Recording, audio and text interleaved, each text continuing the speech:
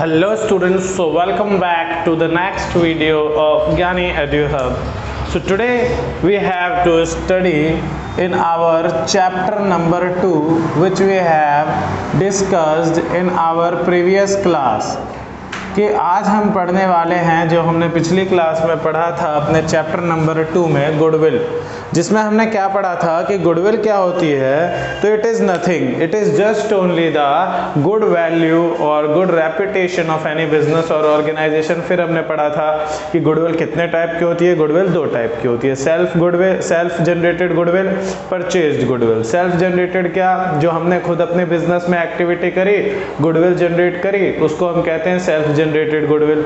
और purchase goodwill कौन सी, जिसमें हमने गुडविल के बदले में कुछ पेमेंट की हो, उसको हम कहते हैं परचेज्ड गुडविल। और अकाउंटिंग स्टैंडर्ड 26 हमें क्या कहता है कि हम सिर्फ और सिर्फ उसी गुडविल को रिकॉर्ड करते हैं अपने बुक ऑफ अकाउंट में जिसके बदले में हमने कुछ पे किया हो। मींस सेल्फ जनरेटेड गुडविल को रिकॉर्ड नहीं करना है और परचेज्ड गुडविल को हम रिकॉर्ड करेंगे। तो आइए आज के इस वीडियो में हमने पढ़ना है कि गुडविल को कैलकुलेट कैसे किया जाता है, कैलकुलेशन ऑफ गुडविल, जिसमें हम पढ़ने वाले हैं कि गुडविल को देखो, गुडविल जब हम कैलकुलेट करते हैं तो उसको कैलकुलेट करने के लिए हमारे पास 3 मेथड है।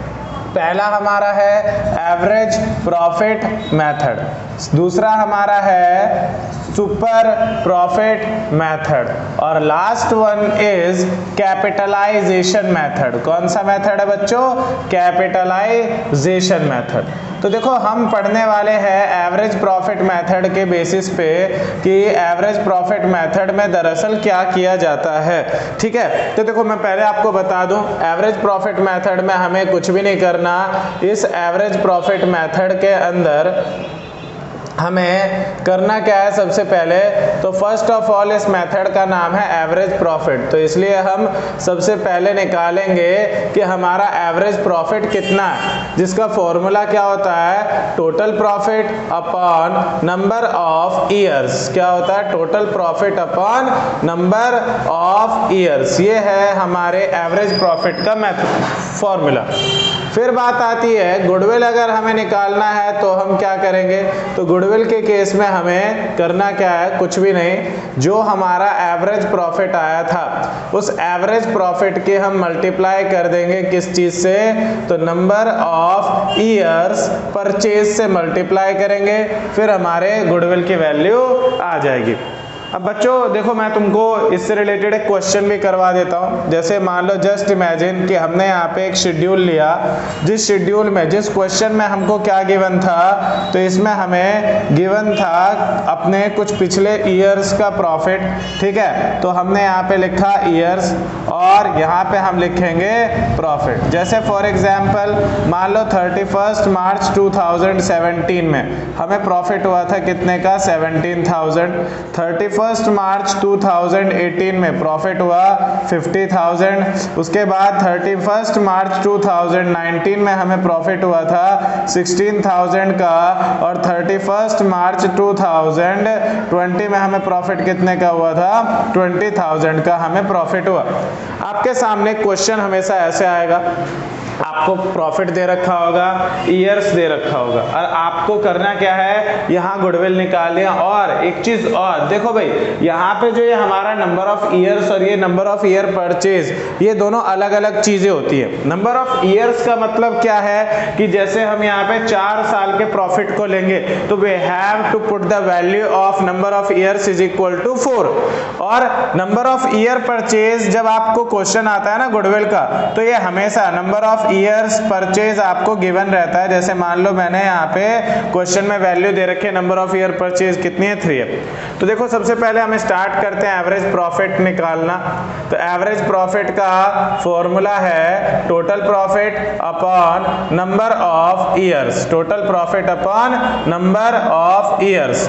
तो हम क्या करेंगे, टोटल प्रॉफिट कितना है हमारा, टोटल करेंगे इसको एग्जैक्टली कि टोटल कितना आएगा। तो देखो टोटल 0 0 0 6 और 5 11 7 18 1 हासिल 3 4 5 6 68,000 हमारा क्या है, टोटल प्रॉफिट हमारा दे रखा है 68,000। तो 68,000 total profit. Number of years, कितने साल है, 1 2 3 और 4 ईयर्स हैं, 4 से डिवाइड करेंगे तो हमारे एवरेज प्रॉफिट आ जाएगा 17,000 रुपीज़। फिर हमें कुछ नहीं करना, हमें बस गुडविल की वैल्यू पुट कर, गुडविल निकालने के लिए गुडविल का फॉर्मूला पुट करना है, जो हमारा फॉर्मूला क्या है, average profit multiplied by number of years purchase. तो हमारा एवरेज प्रॉफिट देखिए कितना था, एवरेज प्रॉफिट हमारा है 17,000, नंबर ऑफ ईयर परचेज दे रखा है 3, तो हमारे गुडविल की वैल्यू हो गई 51,000। ऐसे हमारा एवरेज प्रॉफिट से गुडविल की वैल्यू एसर्टेन की जाती है। कोई दिक्कत किसी को, कोई डाउट तो फिर आप अपना पूछ सकते हैं। और देखो साथ के साथ मैं आपको एक और चीज़ बताने वाला हूँ कि जैसे क्वेश्चंस जो होते हैं, ये तो हमने नॉर्मल, हमें बस प्रॉफिट दे रखा है, ईयर्स दे रखा है, अगर हमें साथ के साथ कुछ एडजस्टमेंट्स भी दे रखे तो क्या किया जाएगा। तो देखो जैसे जस्ट इमेजिन, मैंने यहाँ पे आपको एडजस्टमेंट क्या दिया है, मैं आपको कुछ एडजस्टमेंट का ट्रीटमेंट बता रहा हूँ। देखो जैसे मान लो यहाँ पे बोला गया है लॉस ड्यू टू फायर, क्या दे रखा है, लॉस ड्यू टू फायर।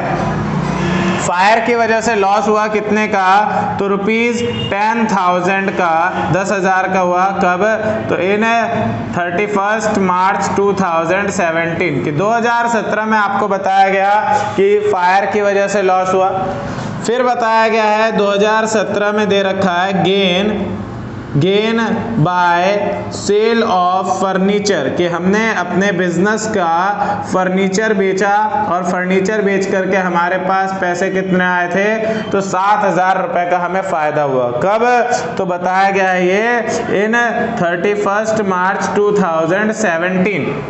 उसके बाद देखो एक जो सबसे खतरनाक एडजस्टमेंट आती है वो ये आती है कि परचेज ऑफ, जैसे मान लो दे रखा है परचेज ऑफ मशीनरी, कि हमने मशीनरी खरीदी थी कितने की, ऑफ ₹10,000, 10,000 रुपए की हमने मशीन खरीदी थी, जिसके लिए बताया गया रॉन्गली डेबिटेड टू, कि ये मशीनरी जो है ये डेबिट कर दिया गया रॉन्गली, कहाँ से, तो फ्रॉम रिवेन्यू, इसको हमने गलती से रिवेन्यू में से डेबिट कर दिया, ठीक है। एंड ऑल्सो क्या कहा गया है, ऑल्सो डेप्रिशिएशन क्या है, तो depreciation must be at the rate of 5% per annum, और 5% के रेट से हमारा डेप्रिशिएशन भी लगना है। इस केस में अक्सर बच्चे कंफ्यूज हो जाते हैं कि सर इस केस में क्या करें, ये समझ नहीं आता कि रॉन्गली डेबिटेड है क्या करना है, डेप्रिशिएशन हमें क्या करना है, ये चीज़ कुछ बच्चों को क्लियर नहीं होती। और लास्ट में आता है एक पॉइंट, कौन सा, ओवर वैल्यूएशन, क्या आता है, over valuation of stock, over valuation दे रखा है स्टॉक का, कितने से, तो बाय 1500 रुपए से ओवर वैल्यूएशन दे रखा है, कब, तो इन 31 मार्च 2019, और ये वाला भी 31 मार्च 2019 का है। तो देखो मैंने आपके सामने यहाँ पे 4 एडजस्टमेंट लिए हैं, और वो चारों के चारों एडजस्टमेंट आपके पूरे कंसेप्ट को, जितना भी आपके एडजस्टमेंट से रिलेटेड आता है सबको क्लियर कर देगा। पहले हमने लिया है लॉस ड्यू टू फायर। देखो मैं आपको ट्रीटमेंट बता देता हूँ, सिंपल है। गुडविल के केस में अगर आपका, देखो ट्रीटमेंट नंबर 1 मैं यहाँ पे लिख दे रहा हूँ, ट्रीटमेंट नंबर 1, तो नंबर 1 ट्रीटमेंट क्या है, जितने भी हमारे नॉन ऑपरेटिंग क्या होते हैं, नॉन ऑपरेटिंग प्रॉफिट है, जितने भी मतलब जो बिजनेस से रिलेटेड नहीं है लेकिन फायदा है, जैसे यहाँ बताया गया है कि देखो हमारा काम क्या है, हमारा काम मेनली कुछ और है, पर अगर हम क्या कर रहे हैं, अगर हम फर्नीचर बेच रहे हैं अपने बिजनेस का, और फर्नीचर बेच के अगर हमारे पास प्रॉफिट आ रहा है तो उस प्रॉफिट को कहा जाता है क्या, उस प्रॉफिट को कहा जाता है नॉन ऑपरेटिंग इनकम। तो अगर आपका नॉन ऑपरेटिंग इनकम है तो आपने करना क्या है, तो आपने एडजस्टमेंट में इसको करना है लेस, क्या करना है, लेस करना। अगर आपका कोई नॉन ऑपरेटिंग लॉस है, देखो अगर आपका प्रॉफिट हो रहा है तो माइनस कर देंगे, और अगर लॉस हो रखा है तो उसको क्या कर देंगे, ऐड कर देंगे। इसके अलावा जैसे मैंने यहाँ पे आपको बताया, बच्चे दरअसल इसमें कंफ्यूज होते हैं कि अगर मशीनरी रॉन्गली डेबिटेड है तो इस केस में क्या किया जाएगा। तो देखो भैया, इस केस में हम क्या करते हैं, इस केस में हम मशीनरी जो होती है, हमारी मशीनरी वैल्यू को हम प्लस कर देते हैं, ठीक है, एंड जो डेप्रिसिएशन होता है उसको हम क्या कर देते हैं, लेस कर देते हैं। मशीनरी को प्लस करना है, डेप्रिसिएशन माइनस करना है। और फिर आता है हमारा ओवर वैल्यूएशन ऑफ स्टॉक, कि अगर हमने हमारी जो स्टॉक है, क्लोजिंग स्टॉक 31 मार्च 2019 लिखा है, मतलब क्लोजिंग स्टॉक है, बताया गया अगर हमारा क्लोजिंग स्टॉक गलती से ओवर वैल्यू हो गया है तो हम क्या करेंगे, हम इसको क्या करते हैं, तो करंट ईयर में, मतलब जो ये वाला हमारा साल है 31 मार्च 2019, करंट ईयर में हम इसको लेस कर देते हैं और नेक्स्ट ईयर में हम इसको क्या कर देते हैं, प्लस कर देते हैं। इस ईयर में आपने लेस करना है, अगले ईयर में आपने प्लस करना है। देखो मैं आपको टेबल के साथ बताता हूं। जैसे आपके सामने क्वेश्चन में था क्या कि आपको दे रखा था ईयर और प्रॉफिट दे रखा था। अगर आपको ऐसे कुछ एडजस्टमेंट दे रखे तो आपको दो कॉलम और बनाने पड़ेंगे। एक में हम लिखेंगे एडजस्टमेंट्स और एक में हम लिखेंगे एडजस्टेड प्रॉफिट। क्या लिखा जाएगा, एडजस्टेड प्रॉफिट। देखो पहले कहा गया है 31 मार्च 2017 में 10,000 का लॉस हुआ फायर की वजह से, आग लग गई। भाई आग लगना हमारे बिजनेस की तो कोई एक्टिविटी नहीं है, अचानक हो गया, नॉन ऑपरेटिंग है। तो मैंने आपको क्या बताया, नॉन ऑपरेटिंग लॉस को हम हमेशा क्या करते हैं, प्लस करते हैं, तो ये पॉजिटिव अमाउंट आएगा। फिर बताया गया सेकंड केस में कि हमने फर्नीचर बेचा था, फर्नीचर बेच के हमें फायदा हुआ 7,000 का। फर्नीचर बेचना हमारा काम है नहीं, it is a non operating profit, तो इसको हम क्या करेंगे, प्लस कर देंगे।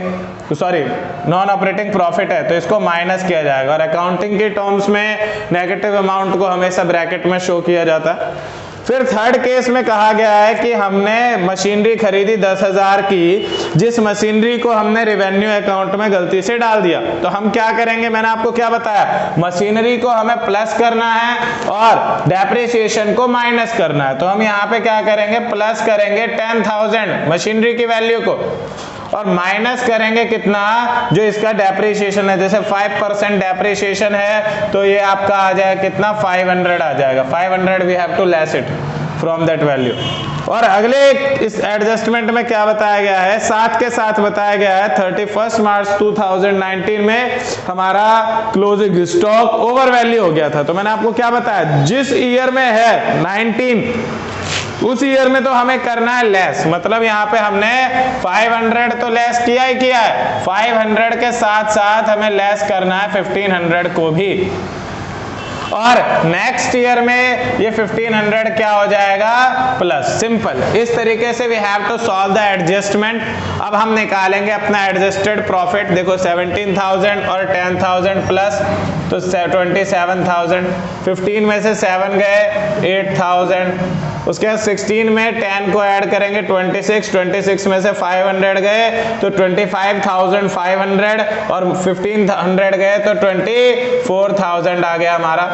और फिर 20,000 में 1500 को ऐड कर दिया तो 21,1500, तो ये आया हमारा adjusted profit. Then we have to just only add these adjusted profit. हमें अब क्या करना है, इस सारे एडजस्टेड प्रॉफिट को ऐड करेंगे। 27 और 8 35 और 24 कितना आ गया, 59 और 21 कितना आ गया, 80,500 कितना आ गया, 80,500। तो देखो बच्चों, इस तरीके से हमें एडजस्टमेंट को सॉल्व करना है और उसके बाद नॉर्मल फॉर्मूले की तरह सॉल्व करेंगे। जैसे देखो मैंने यहाँ पे आपको बताया total profit upon number of years है, तो अब क्या करेंगे हम, टोटल प्रॉफिट हमारा आ जाएगा कितना एडजस्टमेंट के बाद, 80,500, नंबर ऑफ ईयर है 4, सॉल्व करेंगे तो ये आ जाएगा 20,125। और इसके बाद हमें गुडविल का फॉर्मूला अप्लाई करना है। गुडविल का फॉर्मूला हम अप्लाई करेंगे और यहाँ पे देखो मैंने लिखा है इधर, गुडविल इज इक्वल टू कुछ भी नहीं, average profit multiplied by number of years purchase.